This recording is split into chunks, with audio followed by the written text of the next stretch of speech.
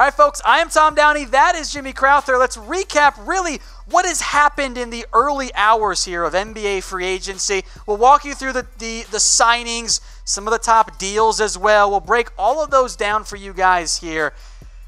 A not overly crazy, but a somewhat crazy opening here, Jimmy. I'd say really crazy opening here.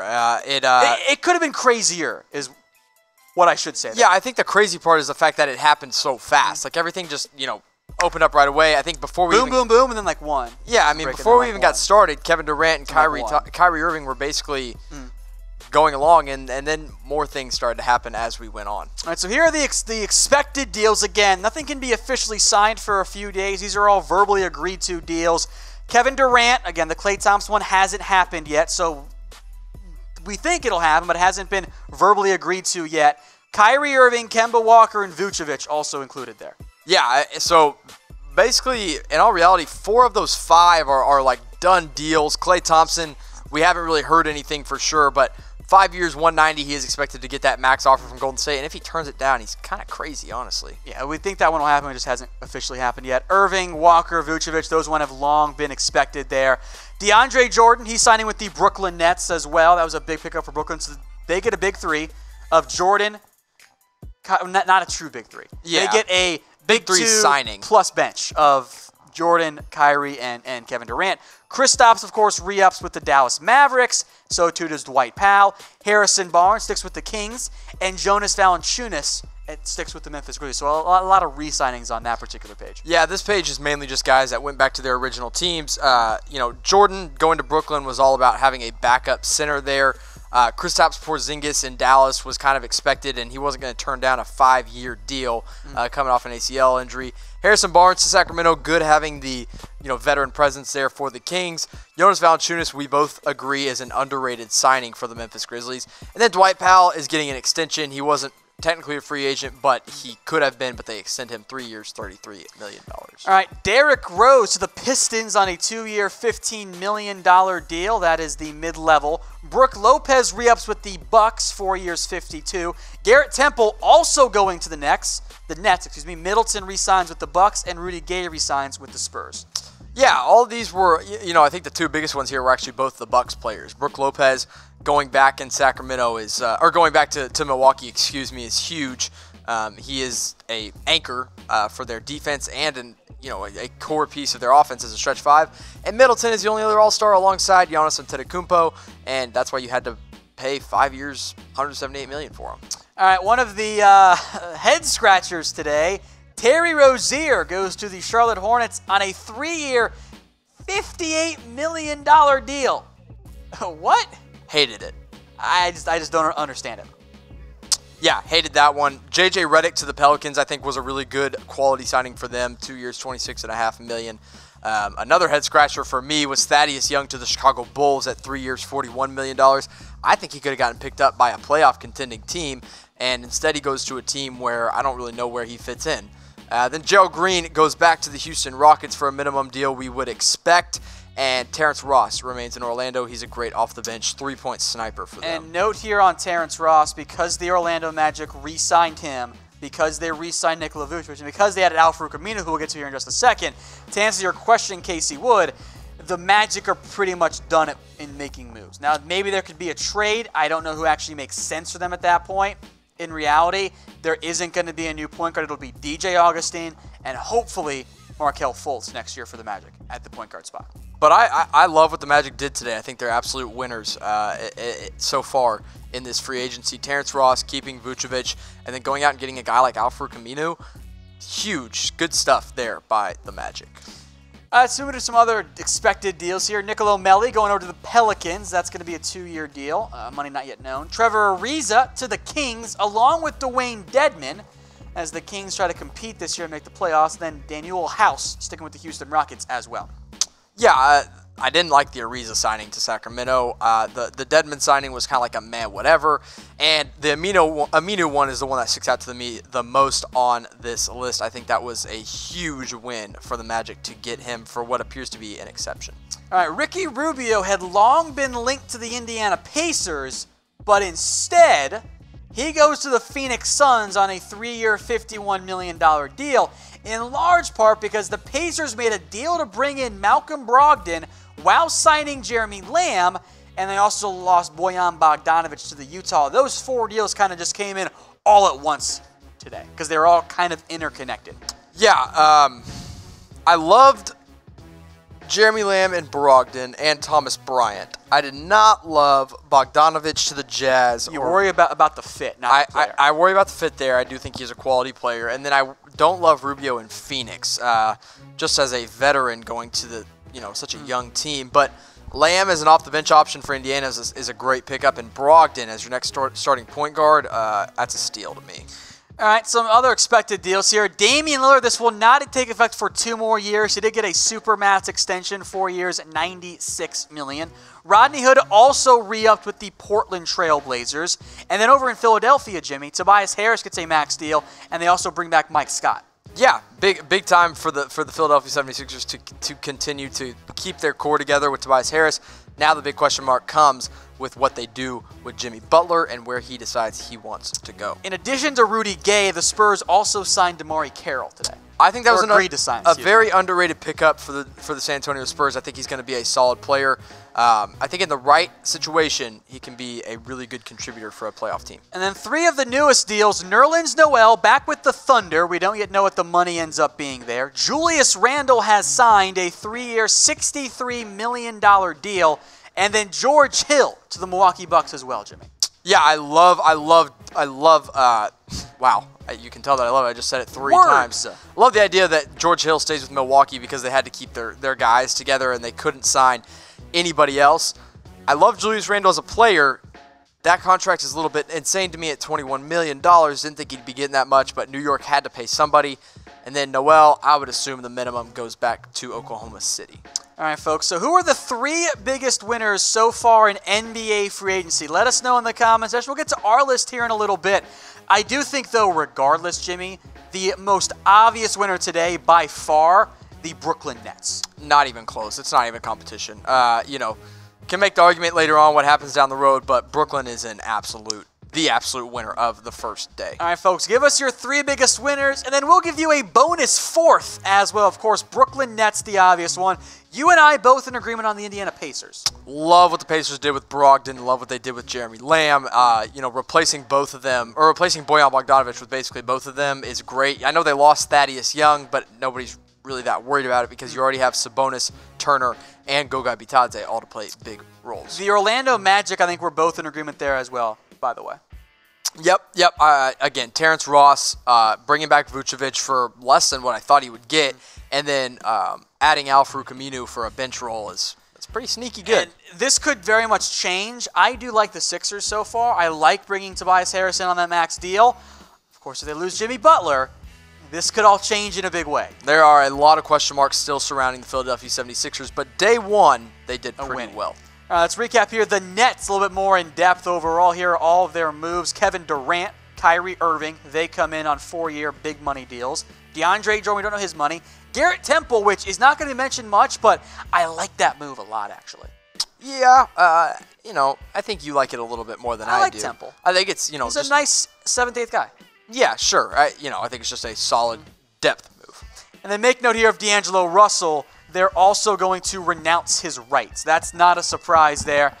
There could be the possibility of a convoluted sign-and trade, but Brooklyn has no reason to do that. No. Beyond trying to help out D'Lo, but they're not going to take back. They can't take back bad money. They're not. If they can get a pick, maybe, but I don't know if a team needs to do that, frankly. So. They also, by the way, extended Theo Pinson his qualifying offer, and Rondé Hollis-Jefferson. Pinson might end up getting that one taken back, by the way. Yeah, I think he will. Just to help make it a little bit easier in terms of money side of things. But those are the main moves there. Of course, the biggest one by far was Kevin Durant, a 4-year, $164 max contract. A huge win for them. Yeah, of course, he won't play this next season due to the Achilles injury, but he'll be back in 2020-2021 season. And that's when they hope to be competing for championships. But focusing on next year, who is going to be the better team? The Celtics or the Nets? The Nets got Kyrie Irving, but they're not going to have Durant.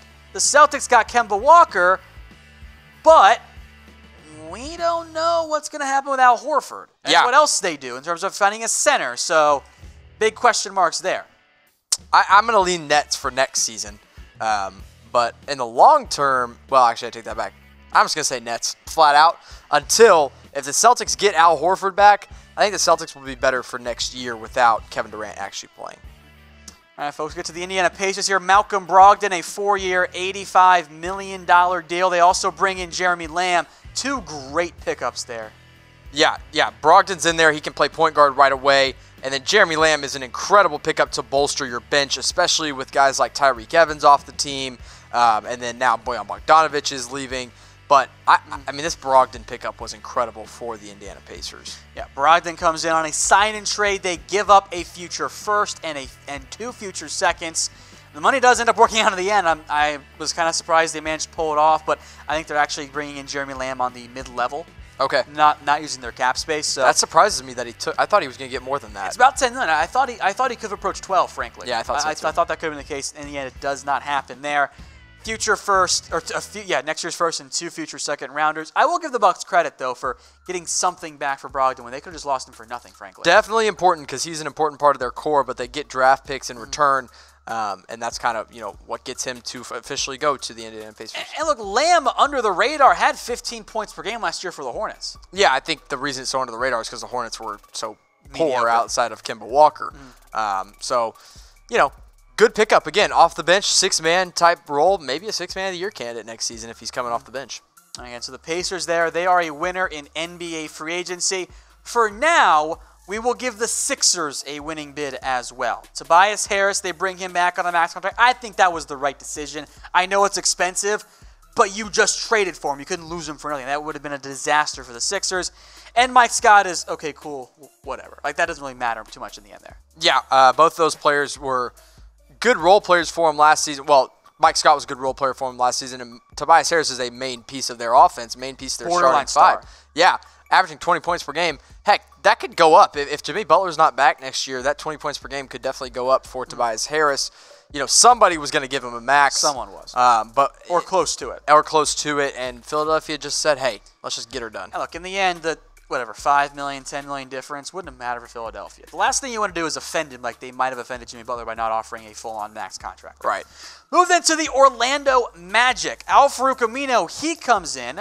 What'd you make of that deal? I loved that deal. I love Al-Farouq Amino. I think he's going to be a really good player. He's a great piece for Portland. I think they lost, actually. I think that's a pretty big loss for them that's going to get overlooked. He's a good defender. I like Amino. Good wing defender. Terrence Ross, who had a nice year for them as a wing, offered the shooting. Remember, they did not want to give him up in the Markelle Fultz trade. I think that was the big reason why. And then they also bring back Nikola Vucevic. So Magic pretty much out of money. Maybe there's a trade for a point guard. I don't really expect that one. I think Markelle Fultz is the focal point there in terms of hoping he develops as the true point guard of the future. And if not, DJ Augustine is quality. Quality starting point guard. And it's, we kind of had them as a loss for the NBA draft when they drafted Chuma Okeke. But they recover nicely with the guys they pick up and retain here in free agency. All right, Jaren Grant, he's gone, though. No qualifying offer. Wesley Owundu, he comes back with the team option. Emile Jefferson and Kaheem Birch were also extended qualifying offers. They're not guaranteed a roster spot, though. I actually really like Kim Birch. He's a pretty good backup center. When Mo Bamba was hurt for a good amount of time, he came in and stepped in right away as a good energy, big, super strong dude. He's 6'9", he's a little undersized. But I like Kim Birch. I think they would like to keep him, but with the money, they might have to let him walk. All right, folks, type S if you guys are already subscribed. We passed the 120K mark today. Type S in the comment section if you guys have already subscribed to us here on Chat Sports. We'll give a couple of quick shout-outs here as well. Want to thank everyone who already has subscribed. And make note, by the way, we will be live tomorrow, morning and in the afternoon. So shout out Rhett and Ryan and Diego and Mr. Sandwich and Liam, who keeps calling me the GOAT. Appreciate it. Donald, Chris, MLB, Joey, Scott, G. Kevin, Michael, another Michael, a Zach, a Carmen, another Zach, a Zaid. Thank you all very much for typing in S. We appreciate you guys subscribing. Now, for every winner, there is a loser. Welcome to life. There are losers. So who are the 3 biggest losers so far in NBA free agency? Let us know in the comments section, folks, and then we'll get to ours here. we, I think, have some obvious teams in mind here. So again, let us know your losers, and I'll make note, no bonus loser today. I guess we're being nice. The 3 losers: Golden State, the Charlotte Hornets, and the New York Knicks.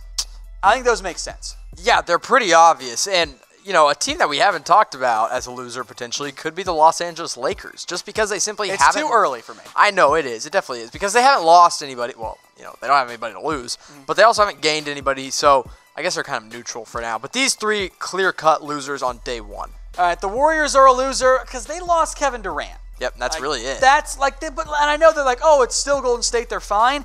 You lost one of the 3 best players in the NBA. Yeah. I am sorry, that's losing. Yeah, it's fine because you've won so much in the past, but it's still a loser there in the end. Sean Livingston, I'll make note as well here. They did move his guarantee date to July 9th. He could retire. I think he's going to retire. I think they kind of punted to see what kind of money they had to play with in the end. Yeah, I mean, you know, that's 2 key pieces. Obviously, Durant much more key than Sean Livingston, but 2 like incredibly key pieces for the Warriors that are potentially gone. Kevin Durant for sure. And, you know, if they were going to offer him a 5-year deal, now he just walks. That's something. Now, the expectation is that Klay Thompson does sign that 5-year, $190 million max contract. As of right now, that deal has not yet been agreed to. But frankly, if it doesn't get done, it'd be a massive stunner. If it doesn't get done, the Warriors are the biggest losers in free agency. Bar I no honestly matter wouldn't what. know what they were doing at that point there. No matter what. I'm very interested as to why he hasn't signed that deal yet. Or agreed to that deal, I guess I should say. All right, folks. So again, the Warriors, they're a loser because they lost Kevin Durant. That's the reason behind that there. Let's move then to the Charlotte Hornets, who have lost Terry Rozier. They've lost Jeremy Lamb. They've added Terry Rozier. They added Terry Rozier, which is a negative addition in the end. They lost Kemba Walker. They lost Jeremy Lamb. Rozier at 3 years, $58 million. I mean, why?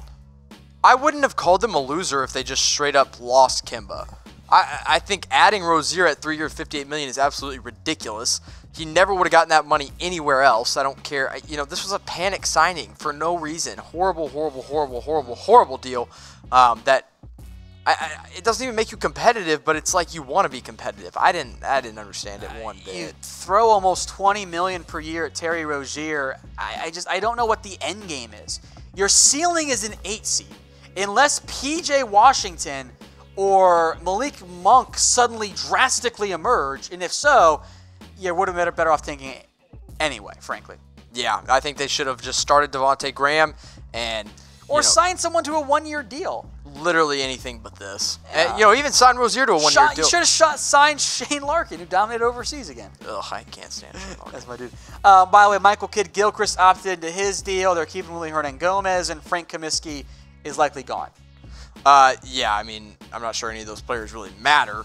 Just the fact that Michael Kidd-Gilchrist has to stick around is pretty sucks for the Hornets. All right, the Knicks, meanwhile, Julius Randle, a 3-year, $63 million deal. That was the movement today. I am fine with that deal. That's not why they're a loser. Yeah. It's because they cleared up all this money to go out and add superstars. Yeah. I like Julius Randle. He's not a superstar. He's not Durant. He's not Kawhi. He's not Kyrie Irving. In the end, settling for Randle isn't the worst thing the Knicks could have done. In fact, I think it's a fine move. But it's a big-time disappointment for New York, who once again appears to have missed on all of the big free agents. The only other guy I left on the market is Jimmy Butler, and I don't think they really have any kind of chance. And Kawhi Leonard, I guess. I don't think they're going to get either, frankly. I mean, Kawhi Leonard is on the market, but are they going to get him? I don't even think they have a real shot at him. So Randle at $21 million per year, it's pretty interesting. I am fine with it. I don't think it's not what the Knicks fans want, and I understand if they're frustrated there. Yep. Their pre-free agency moves, they freed up money by declining Henry Ellison, waiving Lance Thomas, not offering Isaiah Hicks or John Jenkins. They also declined to extend Luke Cornett, Emmanuel Mooney, who could always be back in New York potentially, Billy Garrett as well. They did, however, extend the team option on Alonzo Trier for $3.55 million, which I thought was a good deal. Oh, yeah, obviously. I mean, Trier was a bargain as an undrafted free agent. He could, if he were a free agent right now, he'd probably get close to $10 million. I mean, Alonzo Trier is a really good pickup, really good keep there. there's a good chance all these players could end up coming back to New York if they don't fill out the roster the right way. It's not looking pretty in New York right now. They've missed out on their top 2 targets. So we'll see what happens. I like Emmanuel Mudiay. I wouldn't be surprised to see him back, but I think I'd rather just see Dennis Smith Jr. and Frank Ntilikina get some run in New York for sure. All right, folks, type chat if you're already here in the live chat as we approach hour 4 of our live stream today. So again, type in chat if you're in there. We will give some shout outs as well. So if you're one of those, hopefully you set those up and get them in there. Let's see, we got the 3 brothers, King, Scott. Ooh, here they come. Rob, Malcolm, Roynell, Runaway Fish. That's not how fish work. Luis, Javier, Jason, Donald, Public, Eddie Bosa there, all those over there. So get us over 2,000 here, guys. Type in chat. Colin Chow, Hyper Range, Darwin Mitchell, Flames, Javier, John Paul, Detroit Lions there. Get over 2,000 comments per minute here is our end goal here. Crazy says he's been here since 5. Good for you, my man. Appreciate that. Jeff 10. People also throwing in the chat emoji. It's creative. I like it. That's smart there. Mr. Primo. Keep those coming, folks. Really do appreciate it. In the meantime, we'll go kind of rapid fire here now from all the signings from today.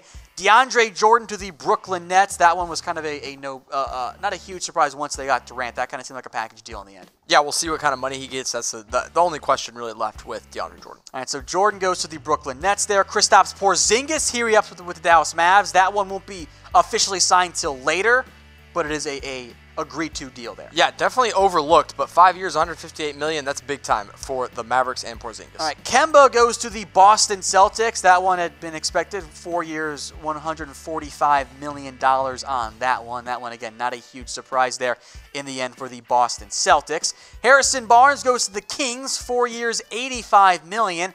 Feels like about the right price tag there. Yeah, I think somebody was going to pay him, and the Kings paid him to keep him along in their young core as a veteran. All right, Jonas Valanciunas, a 3-year, $45 million deal to re-sign with the Memphis Grizzlies. Thought really good value there. We both agree on that one. I love Valanciunas, and I love what he could bring to a young core in Memphis. All right, Dwight Powell also re-ups with the Mavs, 3 years, $33. That one will not take effect until next year. Correct, because he still has 1 year left on his contract, but he does sign his extension. It's been planned for a while in Dallas. All right, JJ Redick, the first initial surprise of the day. He re-ups with the New Orleans Pelicans. That was a 2-year, $26.5 million deal. They need some floor spacing, and JJ Redick is literally, that's all he does is space the floor. All right, Thaddeus Young, he goes to the Chicago Bulls, which I thought was a bit of a surprise. Yeah, I thought it was a huge surprise. I didn't like it for either team. Well, it's not that I didn't like it. I just didn't understand it. Yeah. All right, Gerald Green rips with the Rockets. That should be a 1-year vet min deal in the end. Yep, good depth for the Rockets. Trevor Ariza, a 2-year deal with the Sacramento Kings, to provide some added depth. And they also picked up Dwayne Dedmon. He will be their new center. Willie Cauley-Stein probably on his way out. Yeah, I didn't like Ariza. I didn't like the Ariza signing, but Dedmon, I was okay with that pickup. All right, Daniel House, he signs with the Houston Rockets, continues to have the GOAT photo. That's a 3-year, $11+ million deal. Ricky Rubio, who had long been linked to the Pacers, but Indiana pivoted. He goes to the Suns and is an interesting fit there in terms of the timeline for Phoenix. Bojan Bogdanovic goes to the Utah Jazz here, which, like the player, the fit though, big question mark. Yeah. It seems like social media is pretty split on if they like it or if they do not like it. Again, I think it comes down to what we agree with. We love the player, but the fit, don't know. All right, Thomas Bryant, he re-ups with the Washington Wizards. He should be their starting center going forward. Damian Lillard reached an extension. That will not take effect until 2 years from now, but it's going to happen. Portland also re-signed Rodney Hood. I was kind of surprised. I thought Kent Bazemore was his replacement. In the end, they have both now. Yeah, maybe Kent Bazemore runs some backup point guard if Seth Curry walks. And then Rodney Hood, at 6'8", he's about the same height as Al-Farouq Aminu, just plays a different position, so it kind of lets them bolster that. All right, Nicolo Melli, coming overseas from the EuroLeague, signs a 2-year deal with the Pelicans. He'll provide some shooting at that stretch 4 position. DeMarre Carroll, he goes to the Spurs. You like that one a lot, Jimmy. I did like that one. I think that's going to be a bargain move for the Spurs and a good career move for DeMarre Carroll. Nerlens Noel, he sticks in Oklahoma City as he re-signs with the Thunder. I think that was a good move. We don't know the money there, but it's probably going to be on the cheaper side. Yeah, good backup center. Then the Bucks, they chose to keep George Hill on their roster this year, which I was intrigued by. I thought they might let him leave, but they found a way to keep him at a fairly hefty price tag there. Yeah, I think it was kind of necessary just to overpay to keep your own guys for a team that was the first seed in the Eastern Conference, and for that record had the best record in the NBA as a whole. So they lose Malcolm Brogdon, but they bring back George Hill as a backup point guard or starting point guard. All right, Rudy Gay is also back with the San Antonio Spurs, a 2-year, $26 million. Or let me double check the numbers there. It's Rudy Gay on a 2-year deal, though. What'd you make of this one? I believe it was a $36 million or $32 million deal. Let me double check the numbers because now I'm confused. I liked it because he is, again, this 32. 2 years, 32. Again, another veteran. This kind of signals San Antonio wants to make a push for the playoffs, and you know, Rudy Gay absolutely helps you get back to the playoffs off the bench. 13.7 points per game this past season. He's a good shooter, and he can get to the rim as well. All right, folks, can we get a like on this video, by the way? Show us some love here. Let's check the live numbers here. We are at 5,000 right now. We're at 2.4K likes. So let's up that number. Those are rookie numbers. Get those up to at least 2.5K. Yeah, I think that's more than a reasonable ask for you guys. I guarantee not all 5,000 plus of you watching like that video. And hey, we were live for almost 4 hours on the dot today. Woo. With no bathroom breaks, by the way. None. I need to go. I actually don't. I feel fine. Lucky. Funny enough. So, again, folks, can we get a like on that video? Let us know in the comment section here.